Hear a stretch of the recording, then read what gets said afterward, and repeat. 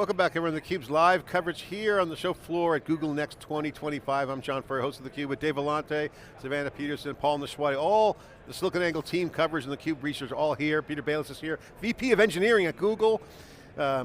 Big time Google engineer here on theCUBE to tell us the amazing progress they've been making. Only kidding, of course you will. Peter, great to have you on theCUBE. Thanks for coming on. Thank you for having me. So, obviously the announcement, you see a lot of engineering in there, and Jensen Huang probably says the word computer science 6 times in his keynote.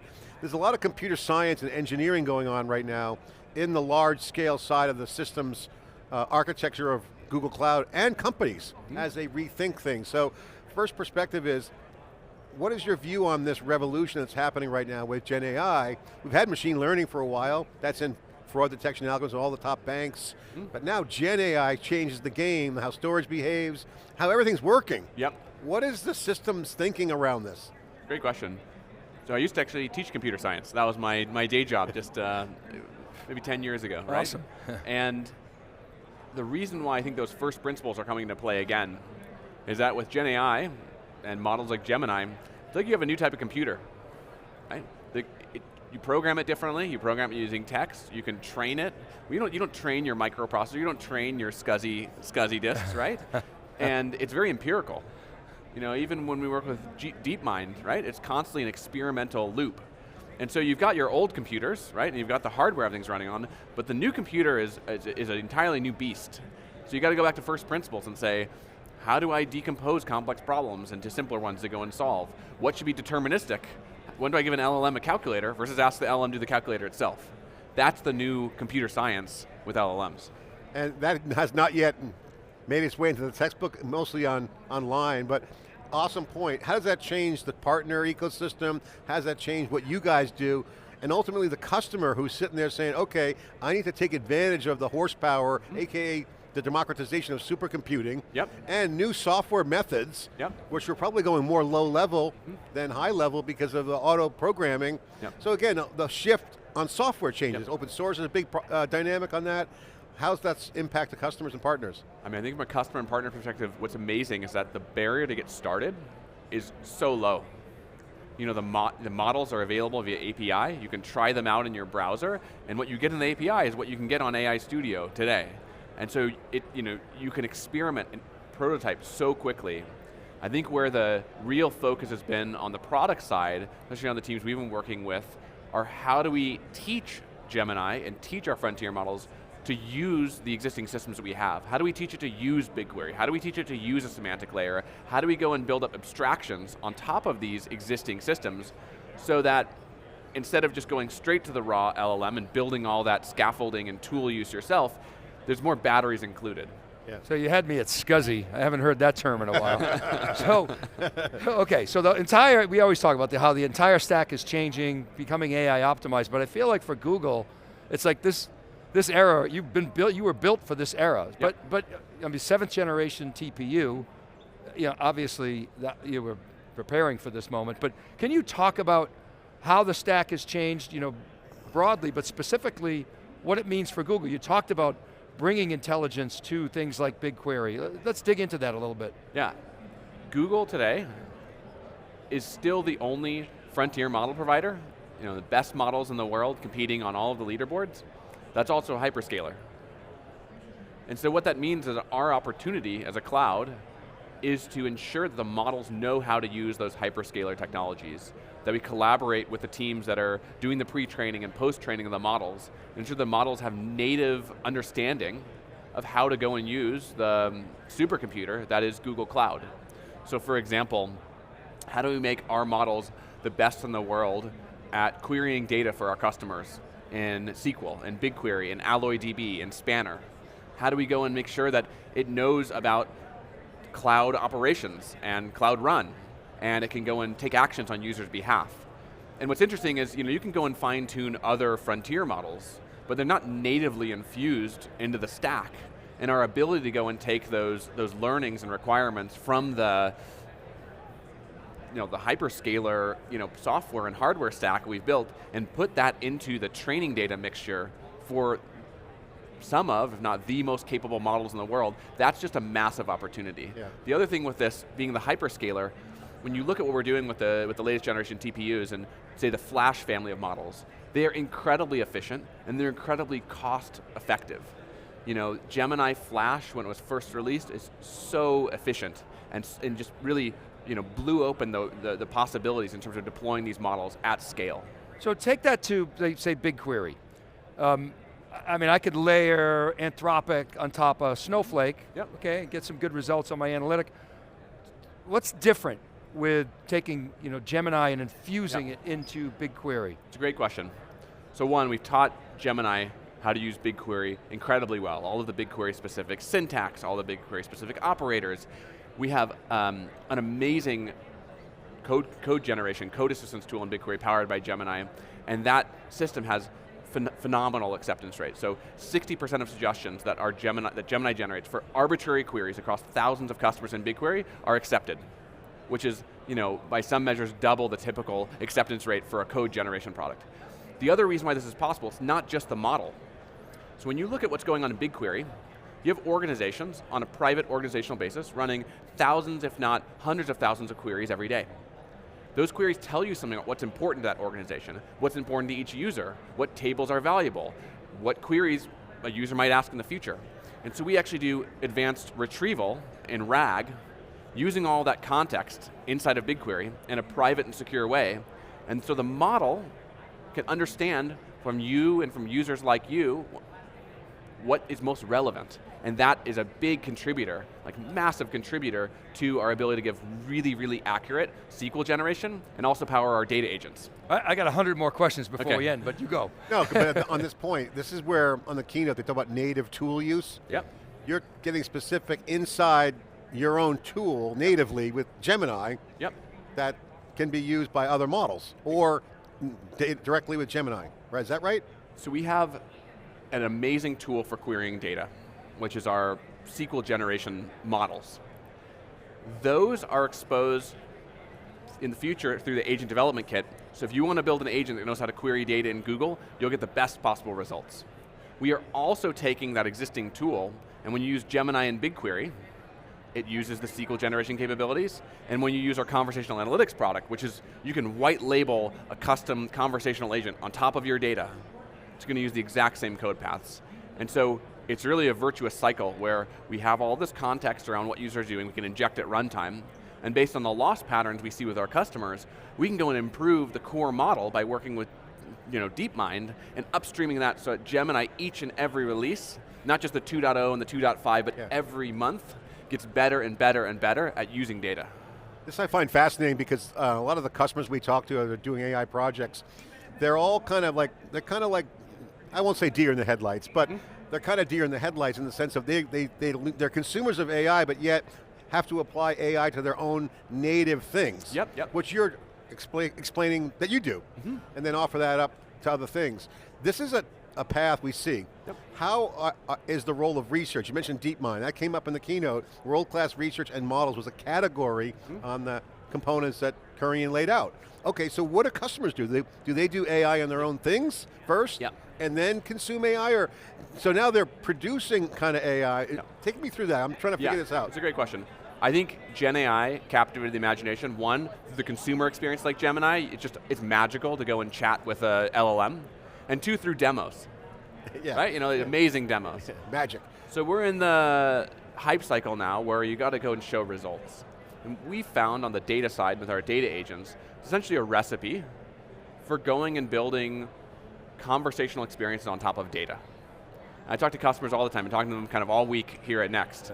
And everyone's kind of built a proof of concept of, I'm going to build this custom conversational experience so my frontline workers can ask questions and get them answered, or so my exec team can go and answer the top 5 questions. And there's just a lot of gotchas come back to the computer science of wiring all this stuff together. And our approach in Google Cloud with our data stack is that we're going to give you that batteries included, kind of best in class agent that you can go and customize. So for example, you can take a data agent for your frontline worker and say, answer in simple sentences, don't run predictive regressions, stick to these 3 tables, and for your C-suite you can say, make sure you cite all your sources, make sure you Jerry hates seeing bar charts, only show him line charts, no pie charts, and you can customize this and really adapt it to your use case. That has been hugely impactful because people have tried to build these POCs. There's so many ways in which models are evolving and getting better, and we can take the best reasoning models from Gemini and strap them to your data and just put it behind an API. So that presupposes sort of a harmonized data layer. I think you use the term semantic layer. Describe how you approach that semantic layer. Again, sometimes that term is misused. It's a great question.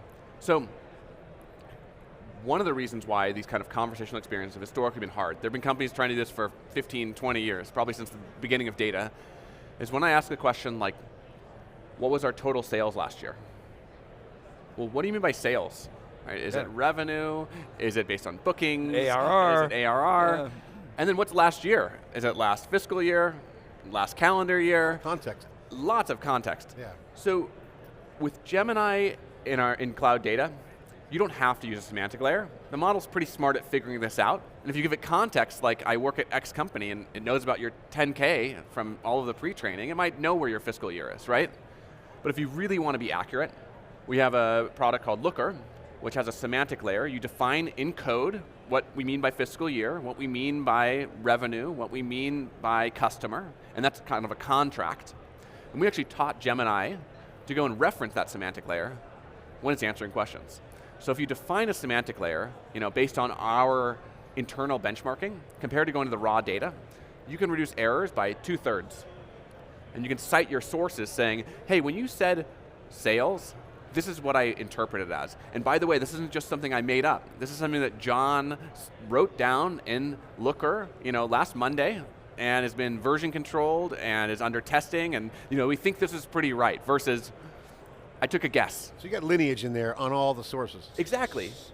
So is that the right place to do that data harmonization, sort of the BI layer where all the metrics live, and that's where the reporting is going to come from, or is it not an or, it's an and, it should be done in BigQuery as well, or in the application layer? For us it's an and, right? We think GenAI is so new and moving so fast, we want to meet users wherever they are. And that can be through an API and custom applications, it can be through Looker with their dashboards and reports, it can be in BigQuery through Data Canvas, this amazing experience we've got there, it can be in agent space. So the approach to data agents here, as Thomas talked about, these are really broadly applicable and broadly accessible. And obviously, when you have a semantic layer, that we want the agent to use the semantic layer, and when you don't have it, it'll do its best and cite the sources based on BigQuery or based on the CSV that you uploaded, right? And it's kind of, I think of it as kind of pay as you go. So there's fine print there, that, well, maybe not fine print, but there's a warning. This you didn't have the advantage of the semantic layer here, and exactly. We did our best. Yeah, and I think one of the emerging disciplines here, which is so interesting with agents, is we provide the right tooling so that as you're building these agents and you want to make sure they're rock solid in front of your stakeholders, you can have your own evaluations. You can say, these are the golden questions and answers I expect you to get right. So as you update the model version, as you tweak your prompts, as you continue to add new tools, you can do regression testing against the same. So part of the harmonization is there's data, there's metadata, there's business logic, there's process knowledge. How do you think about all those other things which may not be in your control? It's a great question. Look, I think you got to be a context scavenger, okay? Whatever data you've got, what other metadata it might be useful, you want to pull into the model. And when you think about Gemini was a leader in long context window, 1 million, 2 million tokens worth of information you can fit in that context window. Now, the name of the game in an enterprise setting is how do I make the most use of those 1 million, 2 million tokens? And there's caveats, right? If you think about a traditional BigQuery warehouse at scale, there can be hundreds of thousands of tables, right? Even listing the table names won't fit in that context window. So you use a combination of really looking at activity data to go and rank the items you put in, and then really scavenge the best possible context on a user's behalf. It's all transparent, inside of the agent, to go and say, I think I want to pull something in from the instruction manual here. I think I want to pull in this prior query here. I think I want to pull in this metadata that's stored in my data catalog over here, the semantic layer. And what we found is the more context you can give these models, the better. And we also teach Gemini how to use that context as well. So you'll get a spectrum of results in terms of quality, but as long as the user understands that and you're transparent about it, you can evolve it and be productive. The folks who are building dashboards and reports today, dashboards and reports are not going away. They're an important artifact in the analysis lifecycle. But those folks increasingly are going to spend their time defining curated agents that either sit beside a dashboard or replace it. And you know, when I go and show my stakeholder a dashboard, I'm making a certification implicitly about the fact that I think this is right. You know, this is what I thought you meant by sales. You know, you've probably seen this many times in your career, many folks on the cube, right? You know, they didn't define it right the first time, okay? You know, but you kind of iterate with that. And that's what we're doing with agents, and seeing people do with agents as well. I give you an agent as a leave behind, not just a dashboard. It's interesting, you have an agent hunter, you know, scavenger for the context, as you mentioned. And I want to talk about latency, because being data aware is one thing you got to be aware, be sensitive to, know what's out there, scour the web, scour your environment. But when at runtime, at the generative process, what's available in latency matters. How does that tie together? It's a great question. So one, we're fortunate the Flash models are super fast, right? They're like amazing to run. We're so grateful for our TPU teams for basically enabling that. But when you think about putting a ton of context in a window, you know, these things run quadratically with the context length. It's pretty expensive. So there's a lot of tricks you have to look into. We do a lot of indexing of that context. So instead of running it, searching Google Drive at runtime, we might want to pre-index some of that content and have a fast search index defined. Similarly, context caching is very useful. I know you're going to ask the same question over and over and over. There's an amazing feature in Vertex, which is also something we can leverage internally, where you can basically pre-compute, you know, common questions and common context, so that when I ask the same question or a similar question, I can use the previously computed sort of thinking to go. But on thinking, that's one of the things that's very interesting. With the thinking mode and the ability to kind of dial up thinking more, thinking less with the latest models, that enters a whole nother dimension. And from a product perspective, it's completely new territory as well. We're used to chat where you just get answers back and forth. In an enterprise context, there's so many different applications. So for online reporting, I might not think much. But if I'm going to give my CEO an update on Monday, I'm going to go send Thomas Curran an update of you know, how we're doing on cloud bookings, right? I might want to think for an hour, right? So that's a really unique dimension that we're just scratching the surface on. It's programming the AI based upon the policy of your context. Exactly. In that use case. Both context in terms of the data, metadata, context in terms of what you're trying to do with it as well. And, how much patience you have for an answer, the level of accuracy, the risk of putting a wrong answer in front of the CEO, et cetera. It's like unit economics, but for AI. I want to ask about research again, because DeepMind was mentioned. It's a key differentiator for Google. World-class research was put in context to models.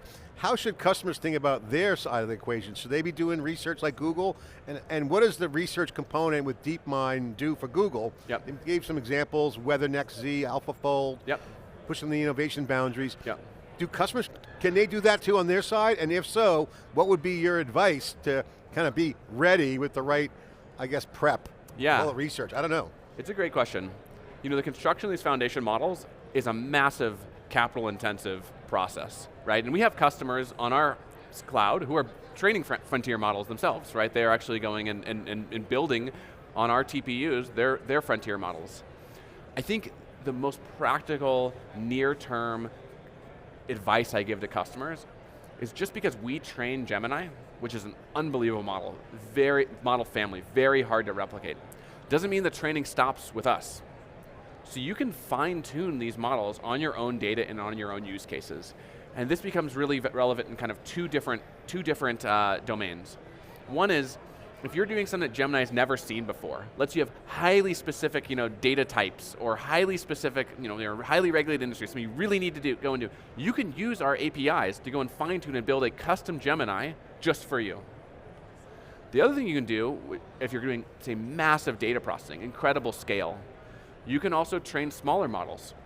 Right, you can use one of the ones from the model garden, and you can have a very, very small cost optimized model, and you can take something like Gemini 2.5 Pro and use it to go and train that smaller model on a specific task. So in that, you know, research, GDM does a lot of unbelievable work, but I would say the practices and the engineering principles behind doing, say, model distillation like I described at scale, that would be research in many contexts. Yeah, I know you got to go. Thanks for coming on theCUBE, really appreciate your valuable time. At scale is a huge advantage you guys have. What have you guys learned at scale when you look at all these processes around training the models, getting the inference out of them, Yeah. giving input to TPUs, and then looking at where the research is yielding value. What have you learned coming out of this that you could share, just anecdotally or just specifically around some of the things? I think one of the most surprising lessons has been that the demand for these, just inference cycles available, is limitless. I mean, it is truly stunning how quickly you can build applications using GenAI, and really what customers are already building on top of both the base models and some of these agents we've built as well. And if you look at prior waves of history, like .com, it was, incumbents were not innovating as much as these upstarts like Amazon and Google, right? It was just total upheaval. And what we're seeing is that the barrier to entry for building, highly accurate, highly capable models, GenAI powered applications, it's available to everyone. I mean, incumbents are winning. They have the data too. Exactly, and we have the data in their cloud. The old model was they were too slow to move, the nimble startup takes the territory, Yeah. displaces the old incumbent, Yep. and they take the territory over now. The existing player, if they do it right, Yep. leverage the data, can compete and be agile. I mean, it's unbelievable. They have the distribution, they have the data, and our job as a cloud is how do we give people the right building blocks and abstractions so they can run even faster. It's not a dilemma, it's not an innovator's dilemma to apply intelligence to existing applications and data sets. Yeah. It's not a trade-off. No. It just makes them smarter and cheaper. Which is so different than 90s. This is a totally new world. It's upside down, for sure. For just keep getting more cycles. AI everywhere all at once. It could be a movie. There you go. Final question while you're here, since you said you were a professor in computer science, was it Stanford? Previously, yes. Stanford, okay, that's cool. Not a bad computer science program. What would you do now if you were a teacher? What would you like? What would be the courseware? What would you like? Agents for everyone? Like, what would you like teach? How to use code assistants? What would be the curriculum? It's a great question. I think in the same way that programming and engineering got so much easier when you had Stack Overflow and you had Google for all of your answers, now you've got an amazing code assistance tools for going and actually working through a lot of the machinery. Think about all the boilerplate code you have to write when you're writing a Java program and how much you can spit that out with GenAI now. Yeah. I actually think this is almost a return to fundamentals, right? How do you teach fundamental algorithms? How do you teach fundamental architecture? And how do you think about comparative architecture? Why was MongoDB built this way, MySQL built this way? That's the type of thing you can get to versus just the mechanics of doing engineering and just the mechanics of building software. I think it's a golden era, to be honest, for ideas because execution's gotten way, way easier. Systems revolutions, a Lego generation of builders. Peter, thank you so much for coming on theCUBE. Appreciate Absolutely. the Thank you for having me. great commentary. Yeah, thank you. Super busy, Greg him out his busy schedule, Google VP of Engineering here on theCUBE. I'm John Furrier, Dave Vellante, Savannah Peterson, Paul Nashwati, breaking it down. Our coverage continues after this short break.